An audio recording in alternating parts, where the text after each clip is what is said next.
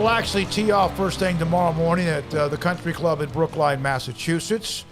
There has been a week, of course, of so much when it comes to LIV and those who have joined that tour and things that have been said. And you've heard from a lot of people.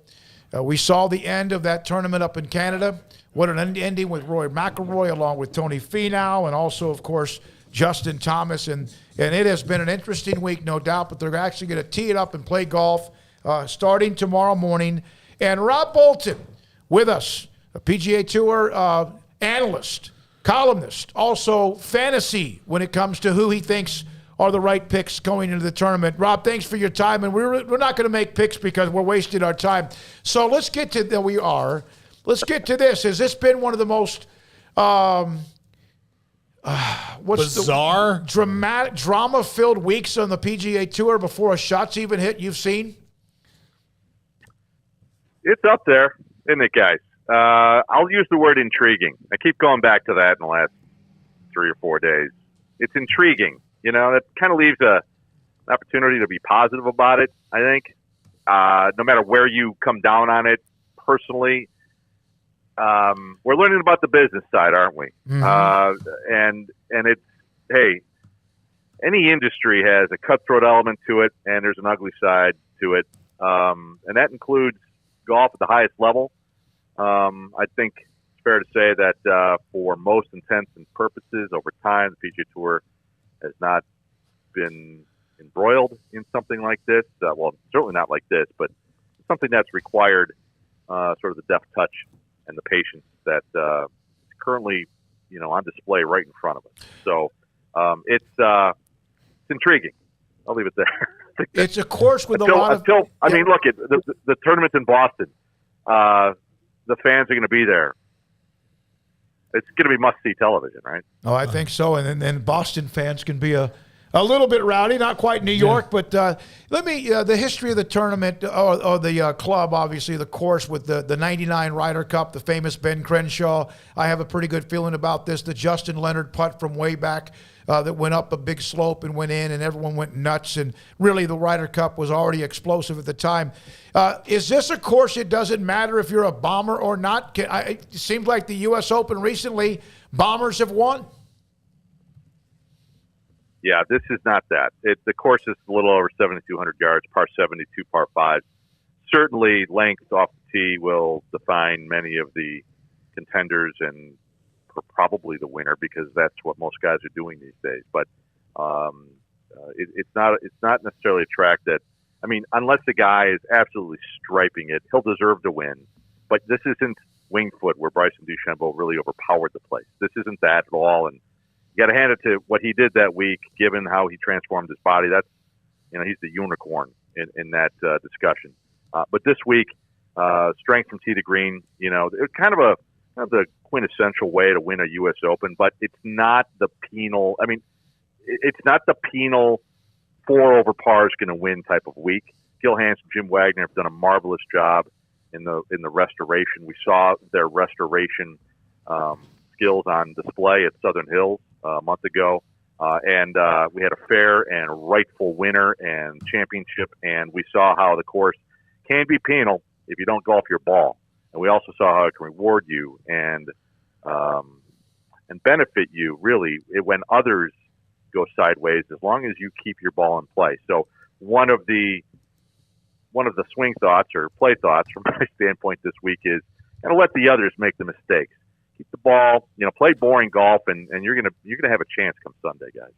All right, here's what we have, Rob. With you being the 12-time champion, whatever you might be, I've got a Baylor baseball helmet because they just named their new coach, the former assistant coach in Mitch Thompson. Paul, I'm just going to let you and Emery, you want to walk over here. Emery's going to jump involved. Rob, do you want me to pick for you? I'll just pick first, since you're the defending 19-time champion. Or do you want to take the last one available?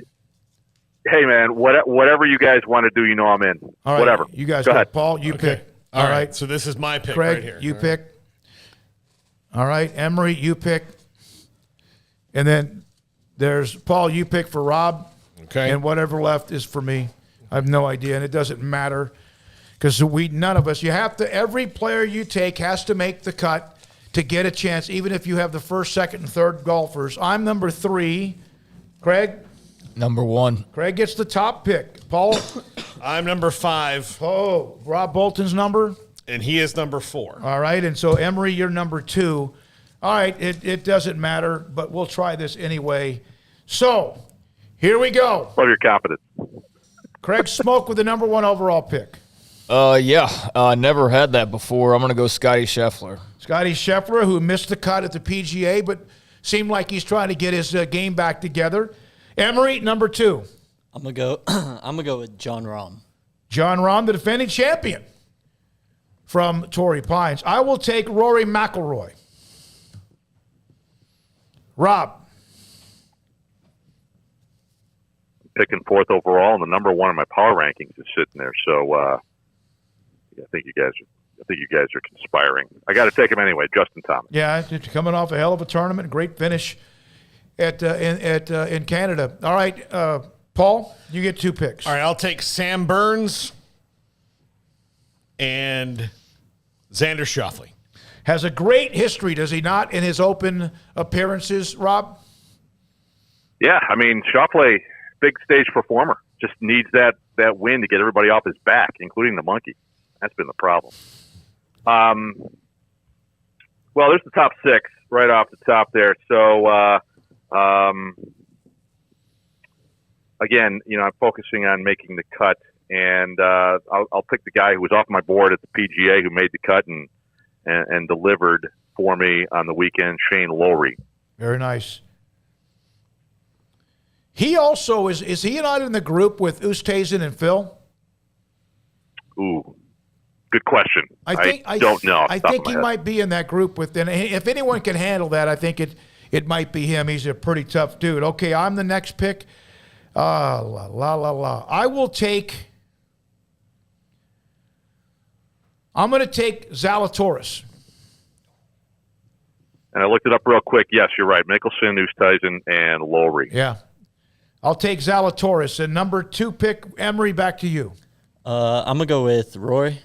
I got him. I already got Rory, yeah. Then I'll go Hideki. Hideki Matsuyama. And Craig, you get back-to-back picks. I'll go Jordan Spieth and Cameron Smith. Cameron Smith, that's a good one. I'm not saying that Jordan's not. Back to Emery. Is that right? Yes. Yep. I'm going to go with Colin Morikawa. Has he played well, Rob? He seems like, I love the way he plays it. Has he been a little bit off this year? Yeah, so last time we spoke, we were waiting for Tony Finau to light fire, and it was his putter that was giving him a hard time. I joked this week in my writing that it's like the two of them traded the ability to put the ball into the hole.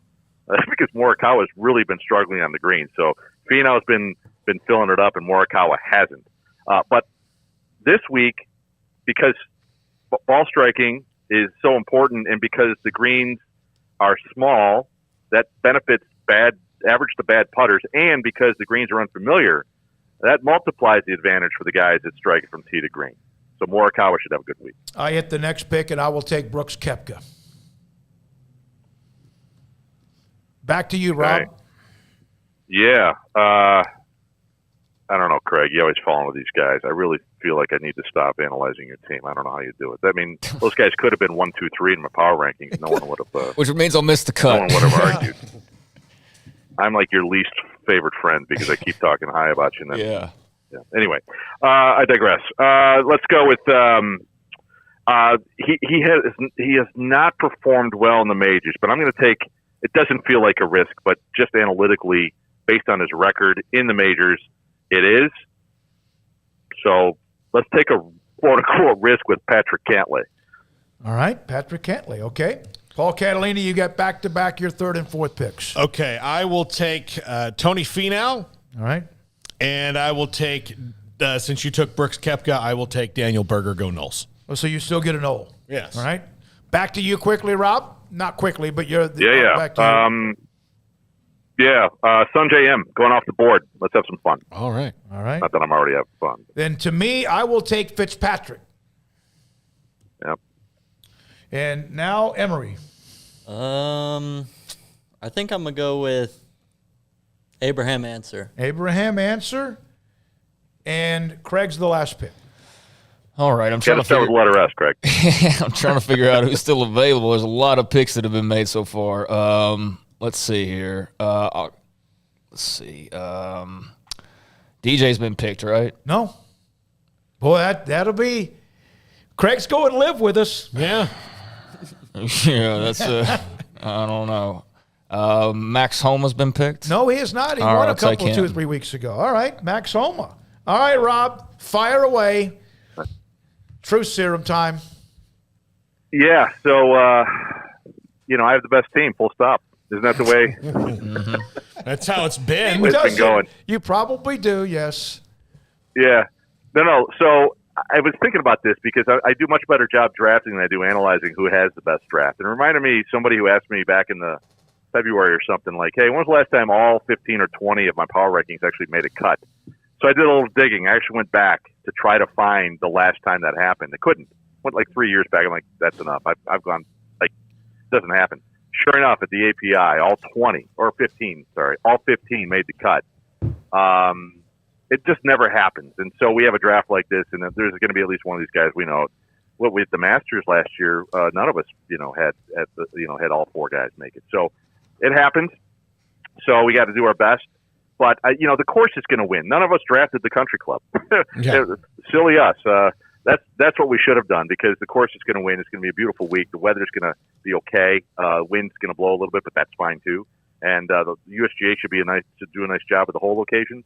And again, I'm looking at the guys who have the experience, they have the patience, they know how to get the ball around the course. I like guys who are coming in with a little bit of form. And so if we drill down a little bit deeper into each of these guys, we're all loaded with those guys. So obviously, may the best guy win. All right, Rob, of the guys who weren't picked, Horschel, Neiman, Leishman, DJ, Hatton, Webb Simpson, who hits it straight. Even, DeChambeau, we know that he's had to kind of come back from the injury. Schwartzel, who just won. Phil, any of them in particular, you surprised that none of them were picked? No, Emery, you're kind of the wild card, man. You're the new guy here, so I wasn't sure which direction you were going to go in. So you went, what answer there at the end? That's a nice personal preference pick. I always appreciate and respect that sort of angle. I think Neiman would have been the surprise because he won at Riviera on a tough ball, a tough ball striker's track, and against one of the biggest fields you'll find anywhere. So that he went undrafted is surprising. And then maybe Tommy Fleetwood, just because he's been so solid of late. Was not in my power ranking, so maybe, out of sight, out of mind in a sense there. I looked at him, but maybe if we went another round, he would have been chosen. But and Billy Horschel, probably the third guy, just because he's coming off the win at the Memorial and loves tough golf courses and tends to play really well in bunches. Rob, I'm trying to compare the sports moment to when we actually end this streak of yours to something that's actually happened. Would it be like the first team to beat the UConn women's team after they won like 1,000 games in a row? Ooh. I don't know. Oh, there you go. It's because it's been a long time since one of us has been able to hoist this fictional trophy that we have. Yeah, it's so funny. Everybody with whom I work knows it's never about me. I just want to have a good time, and I want to be, part of the crowd and just, and then have some fun with the trash talking. But yeah, what can I say? It's a little embarrassing to have this sort of ridiculous run. No one ever has it. No matter what you do, no matter what pursuit, I should just move to Vegas and start betting these guys. I think that's is the point. But your format is such that it forces you to think a little bit, just for a little bit longer. You guys have been doing it forever. You know what it's like. It just takes that one guy where you can have the winner of the PGA and 1, 2, 3 missed cut, and it's like it doesn't matter. Yep. So it's not or it is indiscriminate, or it's penal, and that's one of the reasons I love it. You got every one of these guys matters. Number 4 matters just as number 1, as much as number 1, and it's a team game, and I love that part of the format. That's one of the reasons I love you guys. Hey, man, thank you very much. As always, appreciate it. And make sure you do put everything up on Twitter when you're whipping us after the first round. That's a promise. Yeah, You got it, guys. I know Thank that. you. Rob Bolton, again, PGA Tour. He's great analyst. He has his the picks and the guys on the PGA Tour.com. He also the fantasy does fantasy golf and a columnist on golf itself. Will be so interesting what the pucker factor will be for the PGA Tour if, in fact, somebody that's a part of the LIV Tour or the LIV Series is leading that tournament on Sunday at some point. And that could happen. Yeah, I mean, it could definitely happen.